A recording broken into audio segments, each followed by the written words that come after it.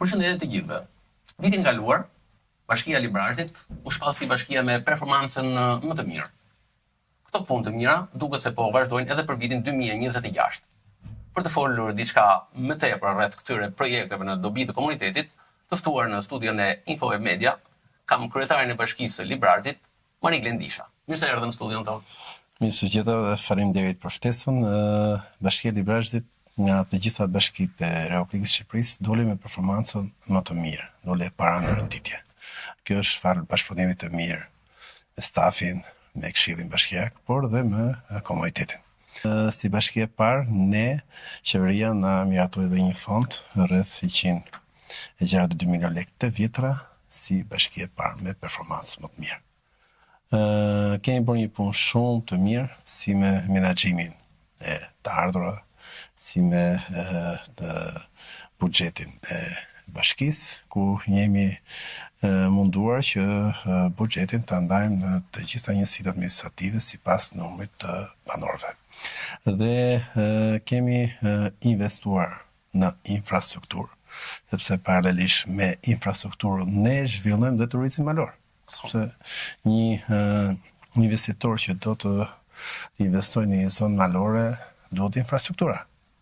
Kemi bërë punë shumë të mirë me promovimet të gjitha zonave, kemi bërë aktivitete për të promovuar zonat.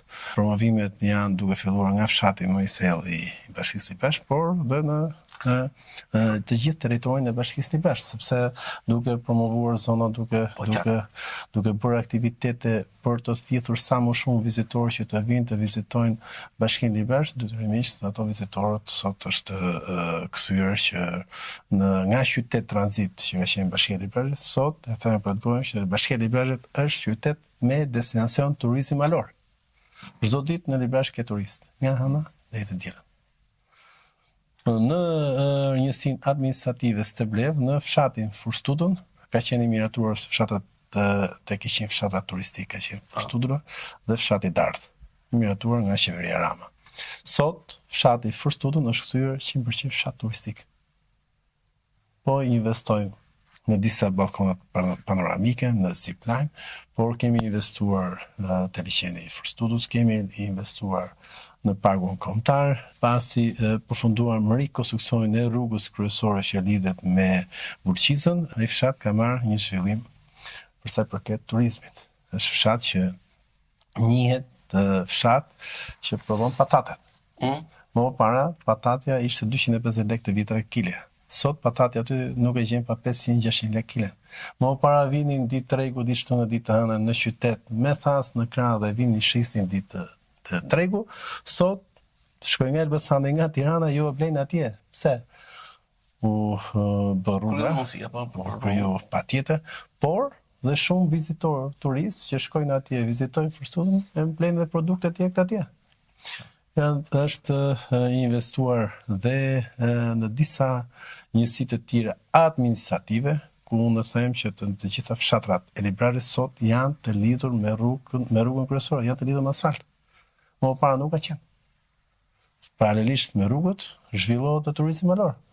Dhe për sa i përket drejtorisë së turizmit, janë të gjitha zonat dhe të gjitha resurset turistike që ne kemi në territorin e Bashkisë Librazh janë hedhur në Google. Dhe shumë shpejt ne do të bëjmë që të aksesueshme edhe rrugën Egnatia. Via Egnatia është monument kulturor. Kemi urën e Kamarës monument kulturor e kategorisë parë. Ministria e Kulturës ka planifikuar dhe rikonstruksionin e urës së Kamarës.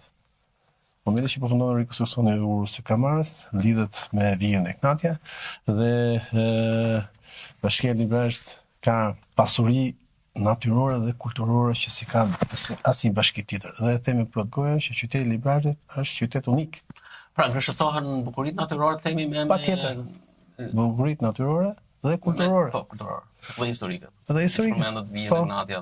Në qytet kemi investuar si në të gjitha si shëritore e parabashkisë, por dhe të gjitha lagjet e pallateve janë të shtruara me pllaka, me ndriçim, me 12 pallate janë me sistem kapot, të veshur me sistem kapot dhe izolime të terracave të 12 pallateve dhe lagja lindore e qytetit është pothuajse ka dalë si lagje e re e qytetit të Bashkisë Librashtit. Pastrimi i qytetit kemi një shtuar 14 pastruese që të kemi me disa më të pastër. Ato vizitorë që do vinë në Librash mosojnë që se mbetur janë nëpër tokë, por mjedisi të jetë sa më i pastër. Në të gjitha rrugët kryesore të territorit të Bashkisë Librashtit, ne çdo ditë të premte një staf i njësisë administrative merren në pastrimin e rrugëve kryesore të fshatrave, që vizitorët që të vinë, mjedisi të jetë i pastër.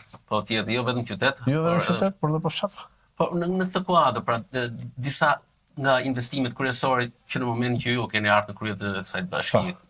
Pra, disa nga investimet kryesore në fshatra kanë qenë rrugët, tjetër, ka qenë rrugët, ndriçimi, ujësisë dhe pastrimi. Jeni përqendruar pra në këto nevoja bazike të bazike. Besoj nisur nga sipas kërkesave. Dhe një investim i mirë ka qenë në bashkëpunim me Ministrinë e Financës rikonstruksioni i çatijeve, rreth 260 familje, ne i kemi riparuar çatijet atyre. Nga bashkëfinancim me Ministrinë e Financës. 85% ka investuar Ministria e Financës dhe 15% bashkia. Dhe është bërë një punë shumë e mirë me familje në nevojë që ne kemi bërë rikonstruksionin e çatijeve të tyre. Duke u ndalur tek fusha e turizmit, sepse ju e përmendët që Librashti spikat në këtë drejtim. Sa pritet të përfitojë Librashti nga projekti i paketës së maleve?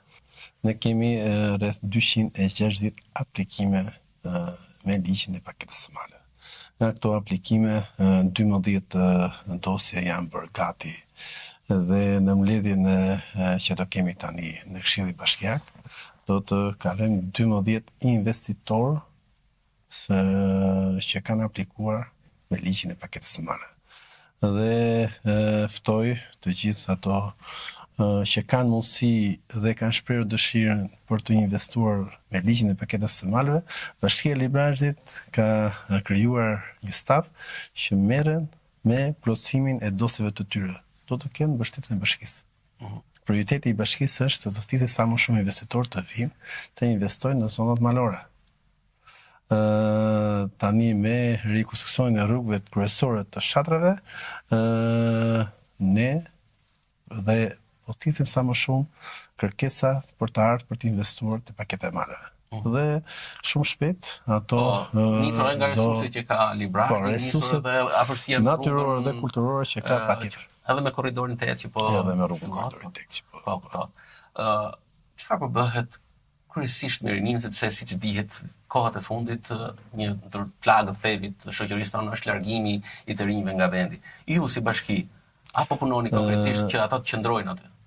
Ne Bashkia e Librashtit këto 2 vite, sa 3 vite me ardhjen time si kryetari i bashkisë janë sistemuar në punë mbi 120 të ri. Dhe nëse do kisha një shkop magjik çfarë kërkonin për Bashkinë e Librashtit, do kërkoja që të punsoja të gjithë të rit mos të largoshin nga Librashti. Unë kam bërë një punë shumë të mirë dhe në lidhje me pagat e stafit të bashkisë. Kam rritur 100% pagat. Për të gjithë stafin ose punonësit e bashkisë, që kanë një rrogë shumë të mirë, këtë rrita sepse mos më largohen, mos më ikin, mos shkojnë në kompetencë e bashkisë. Kompetencë e Këshillit Bashkiak. Këshillit Bashkiak. Po. Me rritjen e rrogëve duhet i kërkojmë dhe punë dhe çdo fundjavë ndërturit përkatëse i japin informacion për çdo specialist çfarë pune ka bërë gjatë javës. Pra, monitorohet puna çdo. Shumë bashki çalojnë sepse nuk porosit që japin për shembull se tyre që nuk i ndjekin deri në fund. I secilit Unë kam krijuar dhe një regjistër për të gjitha kërkesat dhe ankesat e qytetarëve, që në atë regjistër në fund të muajit, në mbledhje që kemi, i ndjek vetë nga këto kërkesa të qytetarëve sa janë zgjidhur dhe sa nuk janë zgjidhur. Dhe ato që nuk janë zgjidhur, pse nuk janë zgjidhur? Do të më bindi mua drejtori i përkatës i kërkesës, pse s'është zgjidhur. Më bind edhe po, nëse vërtet nuk bëhet, i pari jam unë që bëj ligjin, pastaj të gjithë stafi që më shoqëron. Në fakt bashkia është si puna e një familje të madhe, domethënë. Si arrini të përballoni gjithë ato kërkesat e komunitetit, sepse janë nga më të ndryshmet, besoj. Kërkesat patjetër janë nga më të ndryshmet, por pjesa më e madhe e kërkesat zgjidhet. Ka zgjidhje. Ligji të jep hapësira për të zgjidhur. Ke edhe pasaj kërkesa që nuk janë kompetencë fare të bashkisë, të gjithë përplasin të bashkia. Jemi munduar që edhe këto t'i orientojmë njerëzit, edhe shtylla e tretë që unë e kam shumë të rëndësishme është komunikimi i vazhdueshëm me qytetarët. Sepse ju dini shumë mirë që unë si kandidat për herë të parë, kur kandidova, kam marrë një rezultat shumë të mirë, ndar 74.45%. 10.365 vota ka marrë në bashkinë time. Po. Do mendon se çelësi që kësaj është komunikimi pritja. Paktën ti mbase nuk ke mundësi për t'ia zgjidhur problemin dhe hallin që, por paktën pritja orientoje dhe duke orientuar ai mund të marrë zgjidhjen e duhur. Dhe kur merr një rezultat shumë të mirë, ke detyrim shumë të madh ndaj atyre qytetarëve. Detyrimi është që ti duhet të shërbesh atij komunitetit, duhet të punojsh që kur të vinë zgjidhjet e radhës, paktën në të gjitha njësitë administrative ke gojë çfarë të flasësh, se thuash kam investuar këtë. Kemi bërë punë shumë të mira dhe mendoj që fal punës së mirë që është bërë, e kemi gojën hapur që ne mund të patjetër.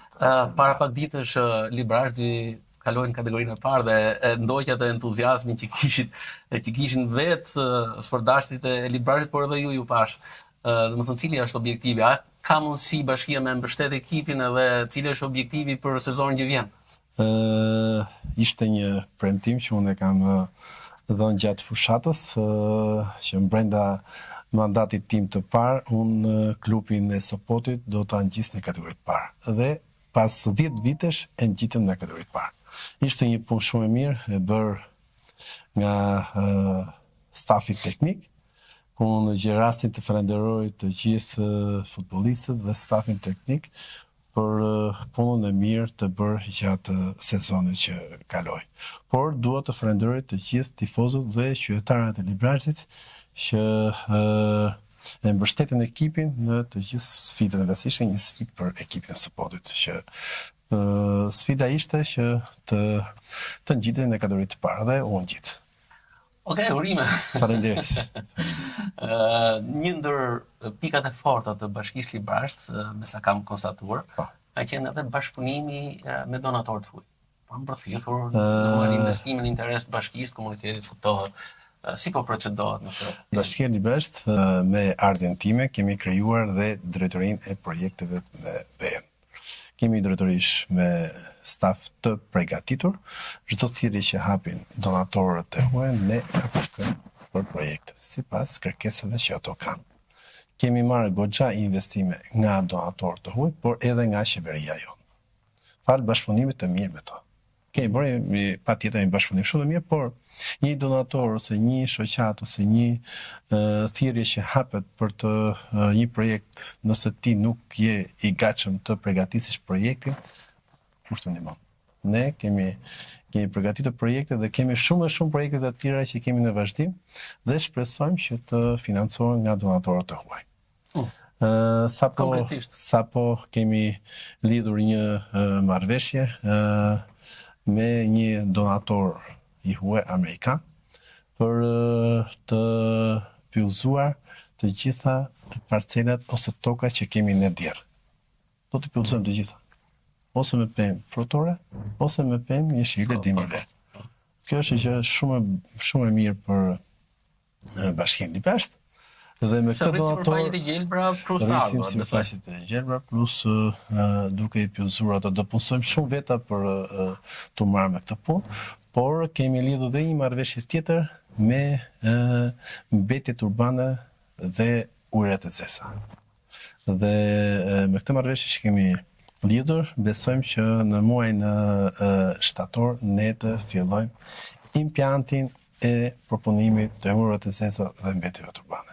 Ku bashkia do të jetë 20% do të ardhur tek këtij impjanti, do të vinë bashkisë dhe 80% do të Pra që nuk kupton që ujërat e zeza nuk do të derdhen lumi shkumbin ose nuk do të është një projekt shumë i mirë. Po, shumë dhe ne zgjidhim problemet e komunitetit tonë. Aktualisht në nivel politik po diskutohet reforma territoriale. Cili është qëndrimi i Bashkisë Librare ose ju konkretisht? Domethënë ju jeni për më shumë njësi administrative vendore apo për më pak? Se ky është gjithë thelbi i problemit që po diskutohet. Edhe këtë pyetje më kanë bërë shumë miq, dashamirës dhe po më bën dhe ti. Bashkia Librare është pro nismës së reformës territoriale. Sa më shpejt të realizohet, kuptohet që kjo reformë do të rrisë cilësinë e shërbimeve ndaj qytetarëve, por Bashkia Librare do të kontribuoj që kjo reformë të jetë sa më shpejt në shërbim të tyre. Sepse ju e dini shumë mirë që një komunë më parë nuk kishte mundësi të pagunte pak edhe punëse. Jo të bën një investim. Për shembull, siç kemi bërë në investime tani. Bashkia Librare ka bërë goxha investime në rikonstruksionin e rrugëve kryesore të fshatëve. Pse kishte mundësi të thuaj një komunë të bënte rikonstruksionin e rrugës së vet? S'ka pas asnjë mundësi. Po ta them, nuk ka pas. Tani duke të gjitha komunat u shkrin, kaluan Bashkisë Librare dhe u krijuan njësitë administrative nëpër komuna, Bashkia Librare kishte patjetër fonde që ne të investojmë në për rrugët ish komunave më parë. Në pothuajse në të gjithë territorin e Bashkisë Librare nuk ka pas investime më parë. Në për fshatra. Kemi ka qenë të përshëndruar në qytet, qyteti është i rregulluar, i investuar, nuk kanë më ndonjë nevojë për rregullim, por jemi përqendruar në për fshatra. Sepse duke investuar në për fshatra, kemi bërë të mundur dhe zhvillimin turistik të zonave tona dhe zhvillimin e turizmit malor. Dhe reforma territoriale të realizohet sa më shpejt që të bëhet e mundur dhe të vihet në shërbim të qytetarëve. Pra, ideja është që kjo reformë territoriale në fakt duhet të jetë sa më pranë qytetarit, besoj. Por a ekzistojnë mundësitë financiare për shembull për disa njësi vendore? Ta zëm mund të ketë njësi vendore edhe librare ose prenjës që nuk kanë mundësi financiare që të mbajnë një staf që të jetë në ndihmë të komunitetit. Në këtë rast, si do procedohet? Pra, nëse një njësi vendore, po themi prenjas, nuk i ka kapacitetet aq të duhura për të qëndruar pranë në qytetarëve ose për të mbështetur ose si mund zgjidhet kjo? Shiko. Nëse po qëndrohet në një bashki, e supozojmë, shkrihet Librare dhe Prenjës i Bashkohen Tiranës. Bashkia ose Elbasanit. Bashkia Elbasanit i ka kapacitetet si në lidhje me drejtorinë urbanistike, si që planifikimi e rregullimit të territorit tani. Ndër të jep pyjore, si drejtoritë të tjera, si arfikse. Qartë, po do vi qytetari këtu apo këto shërbime do afrohen qytetarit? Këto shërbime i afrohen qytetarëve. I afrohen qytetarëve. Po. Për shembull, një bashki e presë mund mendoj që drejtoria e planifikimit të zhvillimit të territorit vuan për një arkitekt, për një inxhinier, për një topograf, nuk mendoj që do ketë. Dhe ka. Sot ne jemi të pothuajse drejt çdo shërbimi online. Sot për të marrë një leje ndërtimi në rikonstruksion s'ka nevojë të vitë Bashkia Librare ose Elbasanit. Aplikon direkt nga studi projektimi të jep akses, edhe aplikon për një leje zhvillimi dhe sot shumë shërbime janë bërë online. Jo mos i më para një certifikat familjar do shkoje tek bashkia për ta marrë të zyra gjendje civile, dorso rollatësh ajo si ishte specialist ose si ishte për ta marrë. Sot e ke direkt aplikacionin. Aplikon, vjen shërbimi direkt në telefon. Për këtë vit, cili është projekti më madhor, po themi, për Bashkinë e Librarit që ju e keni në proces ose do ta realizoni? Patjetër që prioritet është zhvillimi i turizmit malor.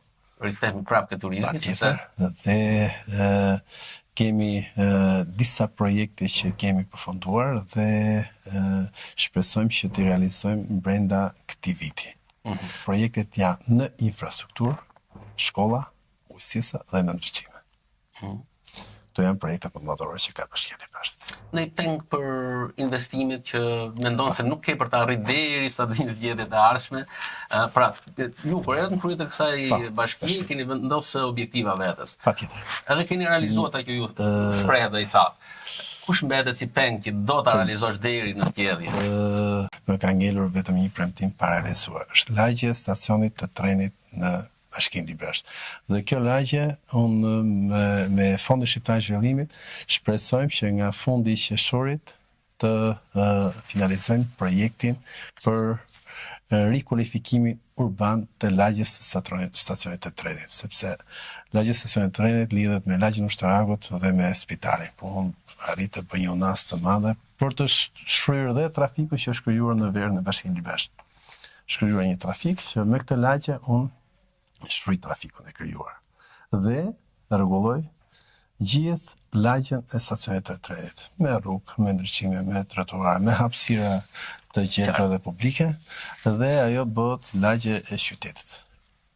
Dhe shumë shpejt do të fillojmë punimet tek rikualifikimi urban lagje 3 quhet e Bashkisë Librasht.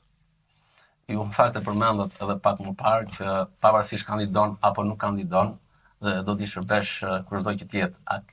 A do të rikandidosh me që e shpreh? Dëshira ime është patjetër për të rikandiduar, por jam si jam unë do të punoj sikur jam.